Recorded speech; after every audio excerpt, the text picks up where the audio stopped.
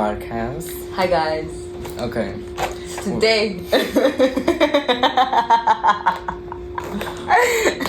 We're gonna continue from the last episode. It was very highly recommended. Very. By one person. No, but this episode we're gonna do the actual crime that he did. Like the actual part, like the actual interesting part. That's what we said. Today was gonna be interesting. Yeah. And then today we're gonna talk about. So get your food too. Yeah. Okay, so let's get it started. Okay, so Luis, he had his first criminal activity when he was 16, where he was arrested and he was accused of molesting a young boy at a train station. But he was later released out of custody after he claimed that he didn't commit these crimes. He was very manipulative, or he was able to easily sway people to believe him. And this was around the time where he had gotten kicked out of his house. It was already 5 years since he's been kicked out, so he was just on his own now. He was on the streets by this time. Okay, and then in 1984, he tried to start bettering himself by maintaining a job and working towards starting a family. So that's where he started trying to gear himself into the right path. Yeah. But he kept luring himself back to known areas in Colombia for sex trafficking. So he was working at a bakery at this time, but he had gotten fired because he had an obsession with drinking. So, which I think he probably got from his mother. No, his father. His father was the drinker, so he probably got it from observing him and learning that type of behavior. And so eventually his desires and arousals intensified, that further caused him to start assaulting other children and start torturing them as well. And this leads back to how we were saying in the last episode, where he started killing animals when he was young, and how it eventually started getting to something more extreme, to the point where he started doing stuff.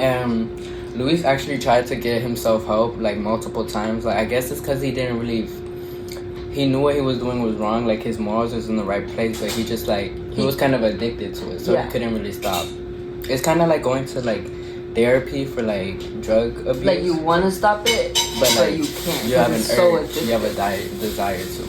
It's that pleasure that is producing dopamine. Exactly.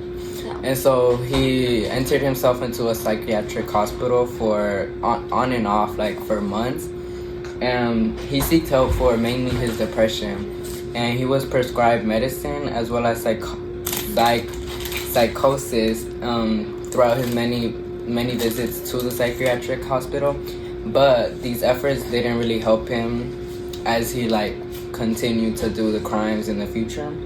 So, but he did try to get help for his depression, and was just prescribed Prozac. Mm-hmm. Is the medicine that psychiatrists usually prescribe to them whenever somebody's having issues with depression and stuff.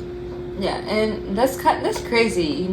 You think I feel in a situation like this, if your parents or somebody close to you was involved, it would have been easier to get that help and be motivated, and maybe this would have been prevented. But he didn't have nobody. Yeah, he didn't have nobody. And he tried to do it, but he was alone. So that kind of showed some character. Nobody was forcing him to do it. He took initiative to do it himself. So obviously there was earlier, he was obviously trying to get help, but he just couldn't. He just couldn't. Mm-hmm. And so after he would be discharged from the hospital, he got a job at a local supermarket in his town, and he began having a relationship with an older woman that worked there, and her name was Carla. However, Garavito would have 2-hour-long breaks. They would allow the employees 2-hour breaks, but he would use these breaks and he would lure little boys with candy and then once he lured them, he would torture them with razors and. Which is crazy. Like, imagine. He did all of that on break, and like nobody like really noticed. Nobody noticed. So that was crazy. Yeah. But Luis had a specific type of victims. He would mainly go after like younger boys, like paler skin, lighter eyes, lighter hair, like brownish type of hair. Yeah. Like, hold up. Why do I fit that? Hold up, Luis, don't come after me. Many times Luis would approach them as a sort of vendor or priest or any sort of authoritative figure to trust him to like come to him, which is crazy because as a little kid, I feel like you kind of trust anybody. I feel like your parents always say don't trust strangers, and that's so true.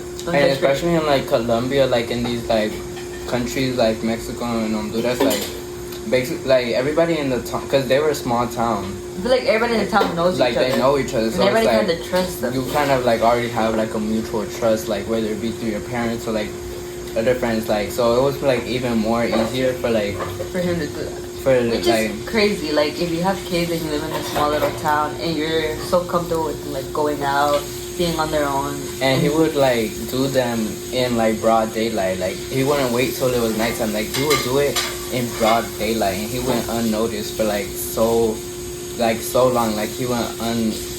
That's kind of crazy to me though, and it wasn't only like one kid. It was multiple. And I just feel like there had to have been signs showing like all this stuff. There was like at this time like local officials like they were already getting like signs of like like missing, like a lot of missing people. However, they just thought it was like related to cartel activity. Yeah. Which we also talked about yesterday about how he would use that as his cover up. But my bad. But I also think that like this having a job kind of really covered it up too, because it was like he was at his job, he was working. And every time he would do it, like another reason he didn't get caught is because he would do it in different disguises. Like as we said, like he would go as a priest, sometimes like as an ice cream vendor, like a candy vendor. Like he would do different disguises every single time.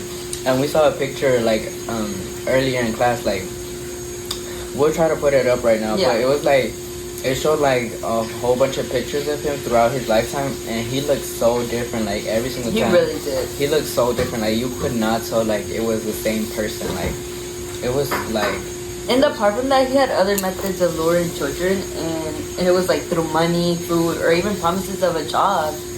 So just imagine being like out and you're a little kid and he's like, I got candy, I got money, I got a job. Like if somebody came up to me, actually I would not believe that. Yeah, I mean. Now I wouldn't, but like. I feel like when you're younger, you're more like. Especially like we said, like in a little town like that, I feel like you have more trust to a person. Like your mind isn't like fully developed, like. So like you kind of don't really understand like the ways of the world, like kind of like relating to Jean Piaget's like different stages of like psychosocial like awareness. Like you aren't aware of like this different rules of like society.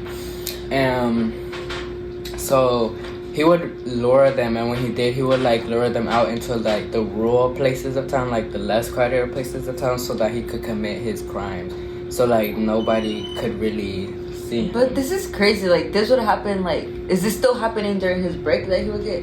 Yeah, which is crazy because he had the time to do all that. I mean, they did have a 2-hour break. I mean, that is a really long. And probably like in these small towns, like it's like so like it's like not that big, so like it's probably easily. Because I remember when I went to Honduras, like we live like right by like the city, but like it's like you can get out of it in like 2 minutes, and it's like rural. Like the city's right here, and then over here would be like rural, like mountains. Nobody lives there. Like it was easy to like. It would be quick to like go from urban to like rural. So, and then so Luis then started dating. He ended the relationship he had with that older woman. Yeah, with the older woman, and then he eventually moved to somewhere Colombia, and he started dating this woman there. But And do you think that he ever actually had feelings for her? Maybe. I don't really. I feel like maybe, but I feel like it was more as a cover up, like. Yeah. And plus, we're gonna get into it later, but he would sometimes he would mostly use like his relationships that we had, and so he was living with this girl in Colombia, but he would refrain from going home too much because he wouldn't want to spend too much time in one place so that he wouldn't get caught, and the girl he was living with actually had like a teenage son. But the weird thing is, like, he never tried to do anything with the younger son. That's crazy though, because like I was reading that and I kind of thought like, did he do anything? Like to his son? that's and it was like surprising hearing like he never did anything. Because hearing like that when he was like younger, he started like molesting his siblings, but he's not doing anything to like her son. It's kind of crazy. That was the weird part. But maybe because if he would have done that, it would have been easier for him to get like. It would have been easier to get caught because probably it was a teenage boy, so he would have been able to communicate with his mom like what was going on. Mm-hmm. So it'd been they're right. It would have been an easier way for him to get caught. And so as he wasn't in the home a lot, so he would use the excuse that he was traveling like across different towns in Colombia for work. Like that's what he would tell his girlfriend at least. But in actuality, he was like moving from town to town in order to commit the crimes, so that like it wouldn't get tied back to him, because like missing people in different towns, like when he lives in a whole other separate town, it would be hard to like pin the crimes onto him. Yeah, it's crazy though, like that he didn't just stay in like one town. Yeah, he went on and on. I mean, that's pretty common with like you don't want to stay in one place, right, so that you don't get caught. It's just crazy though. Like I feel like at that point you're just so into it that you can't get out of it, because if you're taking the time to go to different towns to do this, to not one kid but multiple, you have to feel some sort of pleasure from it, some sort of addiction to it where you can't stop. Like in the beginning it was probably like he felt guilty about it, but as he got further addicted, like he was like more like easily pleased by it. But I feel like at certain points it's like you're trying to stop yourself, but it's like too late to stop. You can't do it anymore. And I feel like that at like a certain point it would drive you crazy, like thinking like you're doing and being like, I can't stop it, you know, and maybe you're not wanting to do it anymore, but he just couldn't stop it.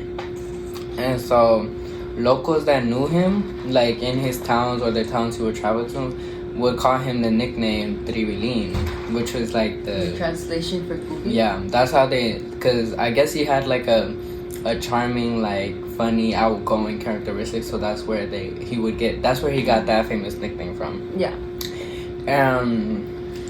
When he would do these things, like from the grocery store, and like he would lure the little boys out, many people actually noticed like him wander off with boys, but like they would never.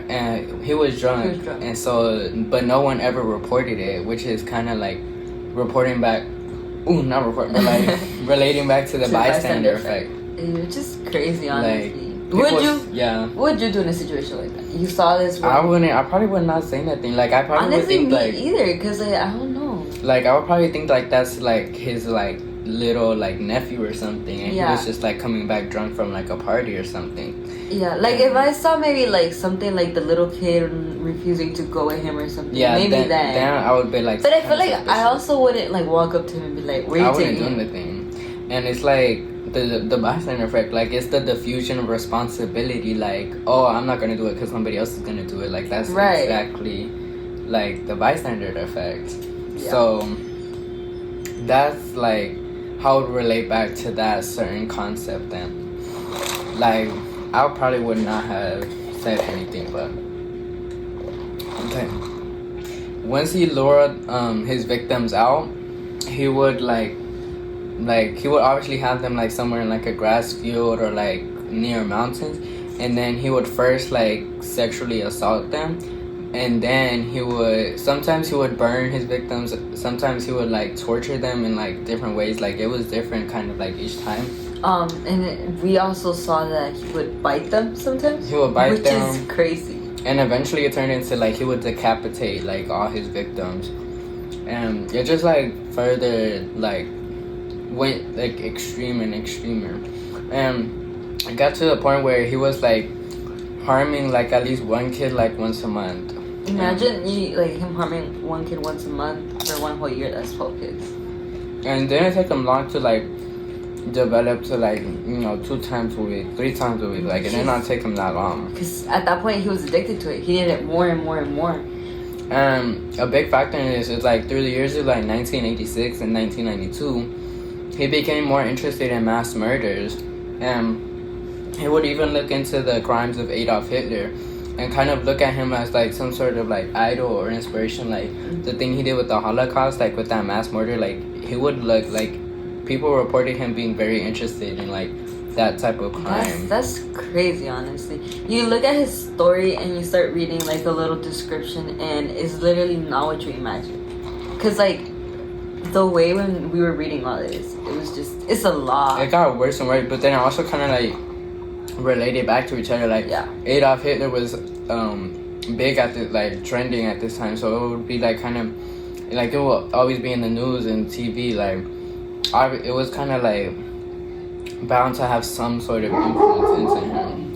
There goes my dog. The crazy part is that Luis actually like claimed to like hear like demonic voices, and then this goes back. Well, that would tell him to commit the murders. Yeah, and we talked about this in class one time. Yeah, it was like hallucinations. Yeah, where like, it's like something's telling you to do something. Like it falls into like border like psychotic disorders. Yeah, because it's like it's telling you to do it, and hallucination. And in order for you to like take that out of your mind, like, you do it. You were doing crazy things like in order it's to driving you crazy, and you just don't know how to get it away. So you would just keep on like doing it, thinking that it's going away. Yeah. And also that just led him to do more and more of these murders.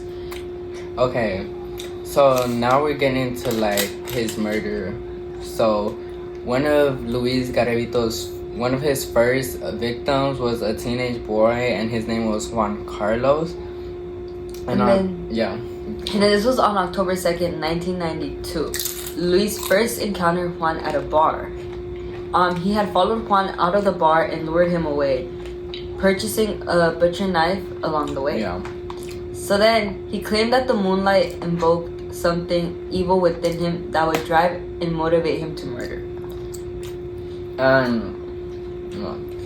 This food is just too good. It is really good, guys. And so Luis would he purchased the butcher knife, and for this specific murder he cut off the victim's like genitals and knocked what's going on? Did your taco just fall apart?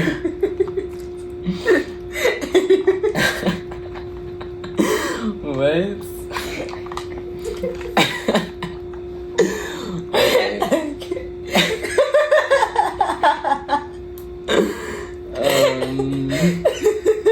She's undergoing laughing gas right now. But for this specific victim, like he knocked his teeth out and he cut off the genitals. So Luis, for this specific victim.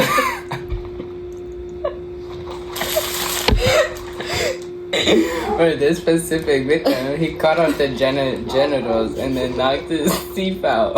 And then 6 days later, he killed another victim, and it was a 12-year-old boy. And so,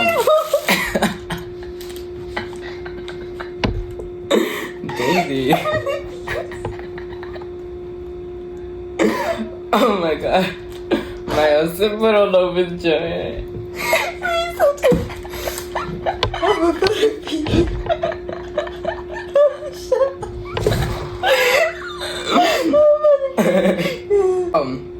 Six days later, he killed another one of his victims, which was a 12-year-old boy.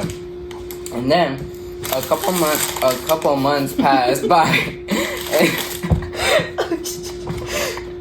and then Luis moved to Bogota in Colombia, and he ended up killing another 8 young boys. So this is kind of when the killing spree started happening.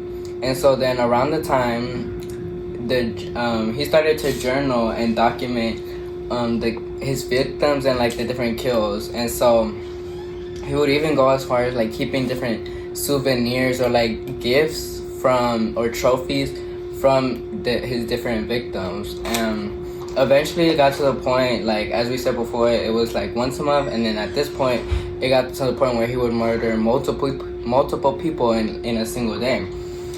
And so with these victims, he would stab them and sexually assault them, and later it extreme to decapitating his victims, which is crazy.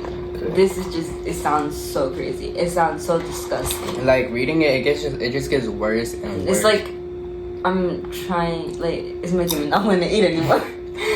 But I'm so eat though, because it's good. It's good. But he did not just commit murders in Colombia. Although most of his murders were in Colombia, he would sometimes venture off into northern parts of Ecuador and start murdering some victims in some towns up there. And yeah. And so, like I said before, it would be on and off periods of him killing. So then through the years in 1992 and 1997, Luis would commit crimes like on and off, and he would often like stop.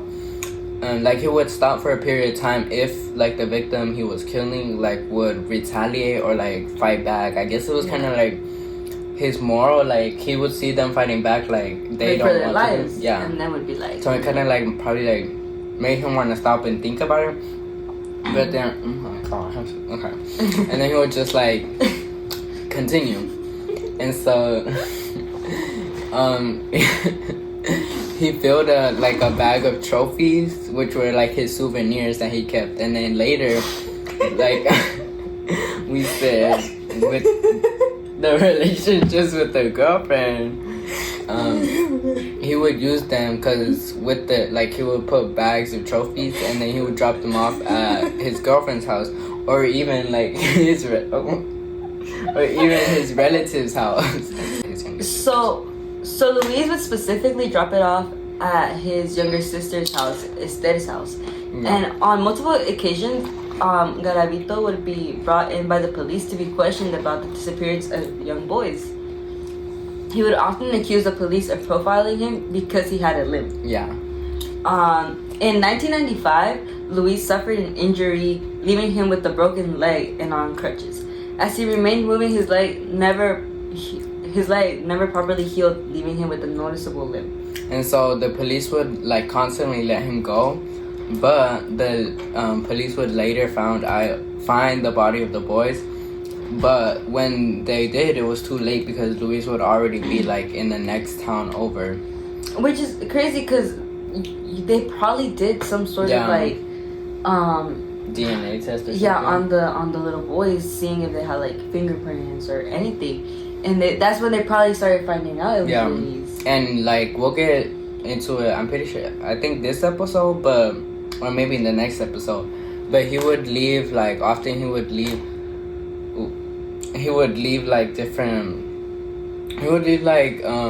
cheap beer bottles at the crimes of the scene. So that's one way that the police eventually found him and caught him, because he would leave those. So would he do these murders conscious?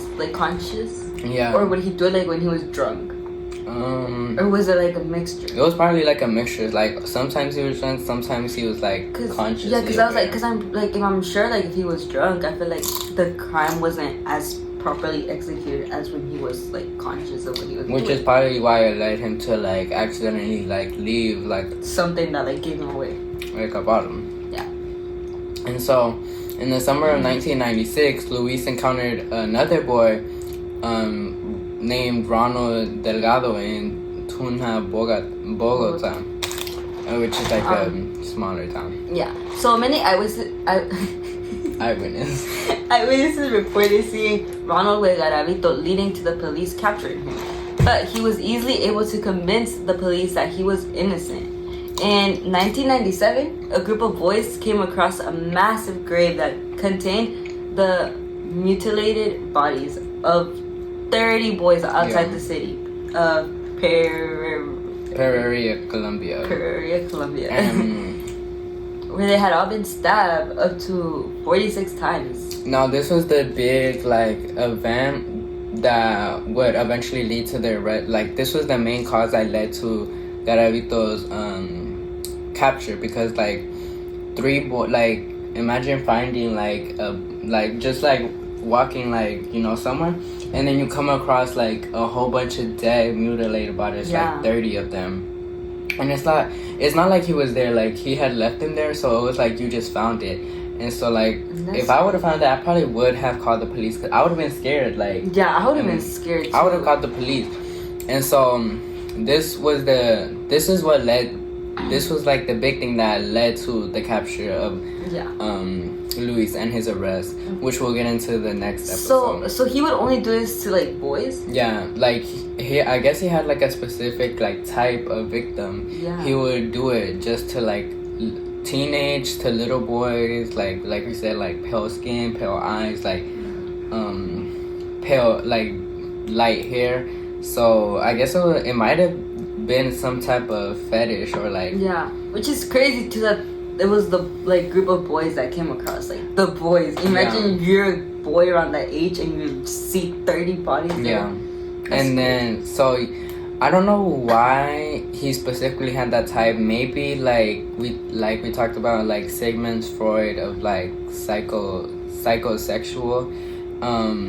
So maybe he had like some sort of like fixation or attraction, because like they often say like a person would feel like romance or affection towards another person who closely like represents a strong figure in their like close like nuclear family. Which for this, it could have been his dad. Like his dad probably could have had like that same look that the boys had. So maybe like since he was mad at his dad, he would oftentimes go with like